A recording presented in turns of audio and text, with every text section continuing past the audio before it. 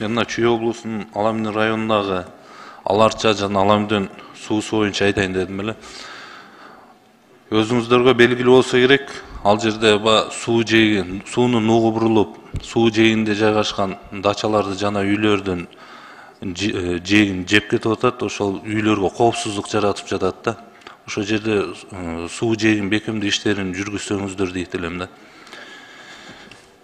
Ошол боюнча иш-чара жүрдү, ошол боюнча маалымат берип койсоңуз.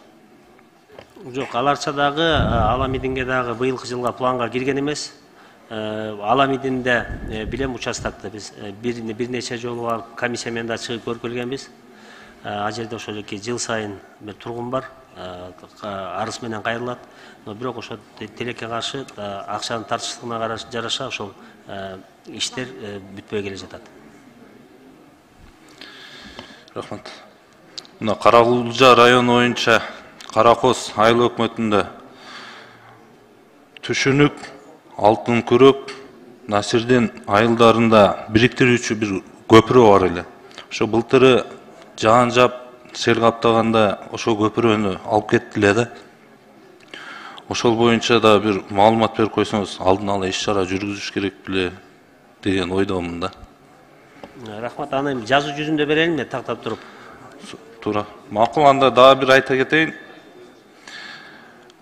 Көкжар сайында дагы Баймырза 1 май Сарыкамыш айылдары чыгуучу, жайытка чыгуучу көпүрө бар эле. Алда эске алып жазып алсаңыз, ошо көпүрө да бүгүнкү күндө жок да. Ал болсо баягы жайлоого чыга турган көпүрөлөргө да ал жер комитети менен иштеш керек да, жер комитети менен ошо жергиликтүү бийлик иштеш керек да анычы. Биз аны аякка көпүрө сала албайбыз. Ошого да сиздер да кичине жардам берип койсоңуздар деген. Бул проект испетин документациясын баягы эмесин берүүгө биз мүмкүнчүлүгүбүз бар, бирок аякка көпүрө салууга бизге жол бербейт мыйзам.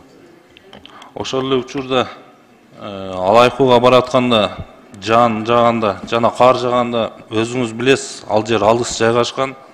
Ошол жерде жолдор тосулуп калып, үйүнө жетпей артка кайтууга туура келип жатышат да.